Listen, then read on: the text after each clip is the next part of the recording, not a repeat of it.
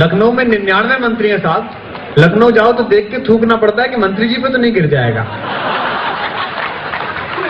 अभी ओम ने मुझसे पूछा, बोले यार 99 मंत्री तो विभाग कैसे बढ़ते होंगे, हमारे यहाँ तो एमपी में तो 22 ही हैं।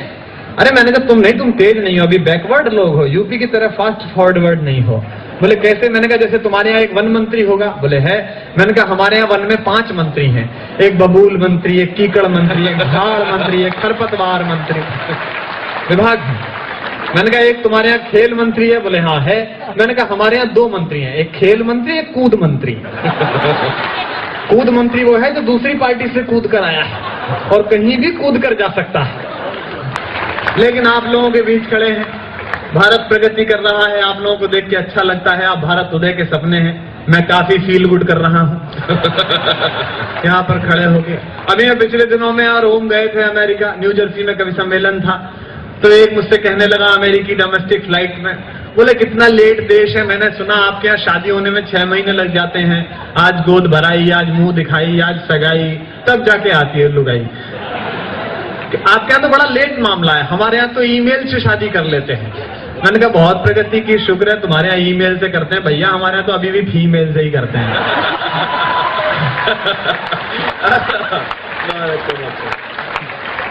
मैं आपको कुछ प्यार की बातें सुनाता हूं, और मैं जानता हूं ये वो उम्र है जब हृदय दुगनी गति से धड़कता है। उसी मस्ती के साथ आप सुनिए, मैं पंक्तियां पढ़ता हूं कि कोई दीवाना कहता है, कोई पागल समझता है। नौजवान दोस्त मेरा साथ दें। मैं समझ गया कि तुम हो। कोई दीवाना कहता है, कोई पागल समझता है, मगर धरती की बेचैनी को बस बादल समझता है। मगर धरती की बेचैनी को बस बादल समझता है। मैं तुझसे दूर कैसा हूँ, तू मुझसे दूर कैसी है। मैं तुझसे दूर कैसा हूँ, तू मुझसे दूर कैसी है। ये तेरा दिल समझता है या मेरा दिल समझता है। ये तेरा दिल, ये इस बार के सेमेस्टर में आने वाली है कि मोहब्बत एक एहसासों की पावन सी कहानी है। बहुत अच्छे। तुम यहाँ थे? मैं तो तुम्हें आगरा में ढूंढ रहा था। कि मोहब्बत एक एहसासों की पावन सी कहानी है। कभी कबीरा दीवाना था, कभी मीरा दीवानी है। यहाँ सब लोग कहते हैं मेरी आंखों में आंसू है। ये पंक्ति सुनना और आप तक पहुंच जाए तो सूचित करना। यहाँ सब लोग कहते हैं मेरी आंखों में आंसू है। जो तू समझे तो मोती है, जो ना समझे तो पानी है। जो तू समझे तो मोती है। और एक बात और ध्यान से सुनना, आप उस दौर में हैं जब आप विशिष्ट हैं। जीवन को इस तरह जीना कि कोई मिले कभी तो खुद से नजर मिला सको। गालिब ने कहा, यह गालिब का शहर है दिल्ली, किसी से मिलने पर शेर सुनना बड़े शायर का, मत पूछ के क्या हाल है मेरा तेरे आगे। मत पूछ के क्या हाल है। मैं आरईसी में पढ़ता था, एक सेमेस्टर छोड़कर भाग आया और यहाँ पढ़ा रहा हूं क्योंकि मुझे लगा it's better to be a good poet than a bad engineer. Ghalib ने कहा, मत पूछ के क्या हाल है मेरा तेरे आगे, तू देख के क्या रंग है तेरा मेरे आगे। क्या बात। सब पंक्तियां सुनना कि समंदर पीर का अंदर है लेकिन रो नहीं सकता। समंदर पीर का अंदर है लेकिन रो नहीं सकता।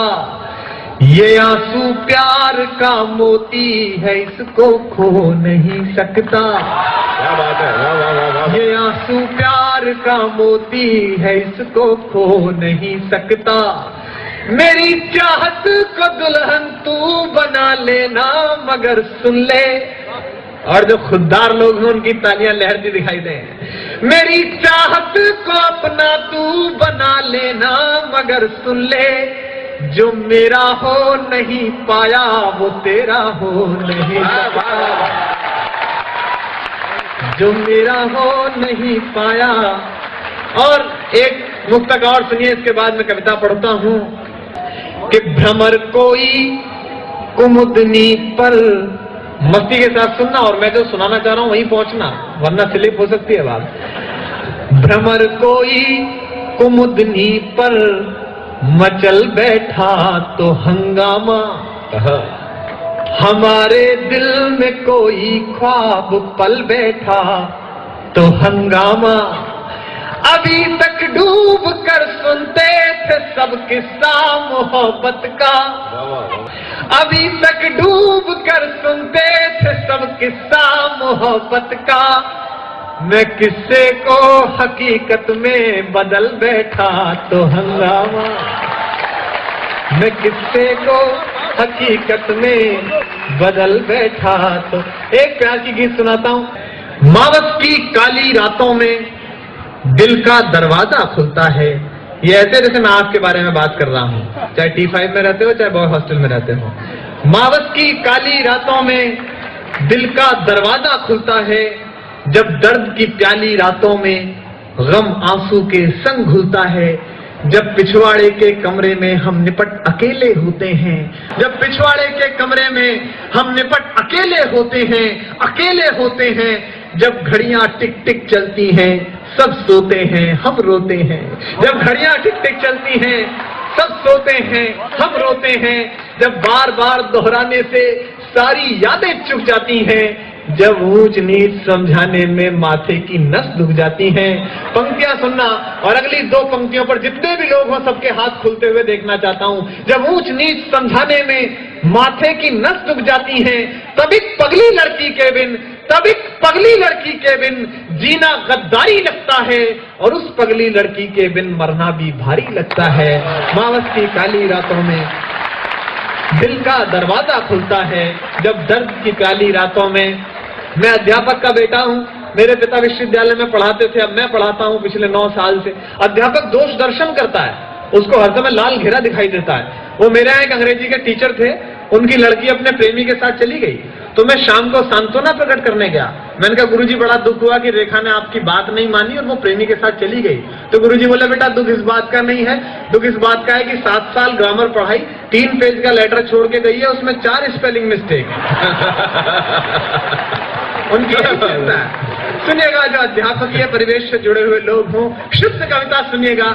मैं भारत के सबसे तेज और फर्टाइल ब्रेन के सामने खड़ा हूं, इसलिए ऐसा ना लगे कि हिंदी की कविता सिर्फ ठहाके की कविता है। हिंदी की कविता के पास कुछ है, और पहुंचता हो तो मुझे सूचित कीजिएगा। सुनेगा, तब एक पगली लड़की के बिन जीना गद्दारी लगता है, और उस पगली लड़की के बिन मरना भी भारी लगता है।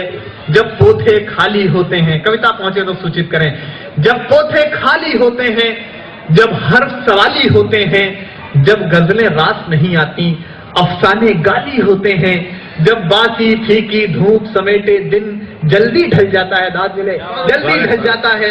जब सूरज का लश्कर छत से गलियों में देर से जाता है, जब जल्दी घर जाने की इच्छा मन ही मन घुट जाती है, जब कॉलेज से घर लाने वाली पहली बस छूट जाती है, पहली बस छूट जाती है, पहली बस छूट जाती है। पंक्ति सुने अगली दो शरारती पंक्ति। पहली बस छूट जाती है जब बेमन से खाना खाने पर माँ गुस्सा हो जाती है, जब लाख मना करने पर भी पारो पढ़ने आ जाती है, जब लाख मना करने पर भी पारो पढ़ने आ जाती है। ये पंक्ति पहुंचे कविता की और आपकी तालियां उठे। पारो पढ़ने आ जाती है जब अपना मन चाहा हर काम, जब अपना मन चाहा हर काम कोई लाचारी लगता है, तब एक पगली लड़की के बिन जीना गद्दारी लगता है, और उस पगली लड़की के बिन मरना भी भारी लगता है।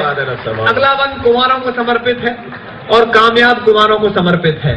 आप लोग मोस्ट वांटेड लोग हो अपने मोहल्ले के, मैं जानता हूं, और खासकर जो फाइनल ईयर वाले हैं वो ज्यादा ही वांटेड हैं। स्थिति यह है कि मैं गजेंद्र सोलंकी जी की कॉलोनी में गया, मैंने एक आदमी से पूछा हालांकि कुंवारे लोग बहुत प्रसिद्ध होते हैं, लेकिन पड़ोसी की नजर में गिद्ध होते हैं। तो मैंने उससे पूछा, मैंने कहा आपको गजेंद्र सोलंकी का घर पता है? बोले हाँ पता है, इधर से इधर चले जाना, लेकिन प्लीज उनको मेरे घर का पता मत बता। ये रेपुटेशन हो जाती है। कुंवारे लोग सुने सबसे शरारती बंद इस कविता का, और हर पंक्ति में आनंद आएगा सुनेगा। जब कमरे में सन्नाटे की आवाज सुनाई देती है, कुंवारे की एक्सपायरी डेट निकल जाए तो उसे बम बम भी छम छम की तरह लगती है। जब कमरे में सन्नाटे की आवाज सुनाई देती है, जब दर्पण में आंखों के नीचे झाई दिखाई देती है, जब बड़की भाभी कहती हैं कुछ सेहत का भी ध्यान करो, जब बड़की भाभी कहती हैं कुछ सेहत का भी ध्यान करो, क्या लिखते हो लल्ला दिन भर, कुछ सपनों का सम्मान करो। जब बाबा वाली बैठक में कुछ रिश्ते वाले आते हैं, जब बाबा हमें बुलाते हैं हम जाते में घबराते हैं। जब बाबा वाली बैठक में कुछ रिश्ते वाले आते हैं, जब बाबा हमें बुलाते हैं हम जाते में घबराते हैं। जब साड़ी पहने लड़की का एक फोटो लाया जाता है, जब भाभी हमें मनाती हैं फोटो दिखलाया जाता है। जब सारे घर का समझाना हमको फनकारी लगता है, तब एक पगली लड़की के बिन जीना गद्दारी लगता है। और उस पगली लड़की के बिन अंतिम पंक्तियां पढ़ता हूं अपनी और इस कवि सम्मेलन की। दीदी कहती है उस पगली लड़की की कुछ औकात नहीं, उसके दिल में भैया तेरे जैसे प्यारे जज्बात नहीं। वो पगली लड़की मेरी खातिर 9 दिन भूखी रहती है, चुप चुप सारे व्रत करती है, पर मुझसे कभी न कहती है। मातृशक्ति बैठी है, महिलाओं को व्रत करने का बहाना चाहिए। अभी मैं ओम जी के गया करवा चौथ के दिन, तो ओम जी की पत्नी मारवाड़ की है, वो व्रत रखती है करवा चौथ पे, तो मौन व्रत रखती है। तो हम लोग 12 बजे उठे तो वो बोल नहीं रही थी, तो मुझे लगा कि ओम जी की कोई पुरानी वीडियो फिल्म पल्ले पड़ गई है इनको, अरे अपने को पता नहीं था। तो मैंने ओम जी से कहा यार ये खाना क्यों नहीं खा रही है भाभी? और वो बोले कम वक्त आज खाना क्यों खाएगी, आज ये भूखी रहेगी, इससे मेरा स्वास्थ्य सुधरेगा। मैंने कहा इतना सुधरा हुआ है और कहाँ जाओगे? बोले नहीं सुधरेगा इससे। लेकिन देश है या कुछ भी हो सकता है। सुनिएगा, दीदी कहती हैं, अंतिम पंक्तियां सुनिएगा, ठाके और तालियों के बीच विदा हो। दीदी कहती हैं उस पगली लड़की की कुछ औकात नहीं, उसके दिल में भैया तेरे जैसे प्यारे जज्बात नहीं। वो पगली लड़की मेरी खातिर 9 दिन भूखी रहती है, चुप चुप सारे व्रत करती है, पर मुझसे कभी न कहती है। जो पगली लड़की कहती है मैं प्यार तुम्ही से करती हूँ, लेकिन मैं हूँ मजबूर बहुत, अम्मा बाबा से डरती हूँ। उस पगली लड़की पर अपना कुछ भी अधिकार नहीं बाबा, ये कथा कहानी किससे है कुछ भी तो सार नहीं बाबा। बस उस पगली लड़की के संग जीना फुलवारी लगता है, और उस पगली लड़की के बिन मरना भी भारी लगता है। कि कोई दीवाना कोई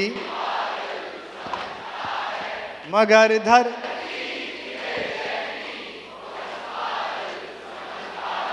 मैं तुझसे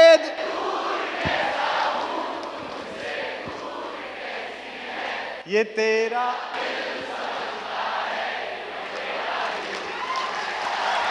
वाह।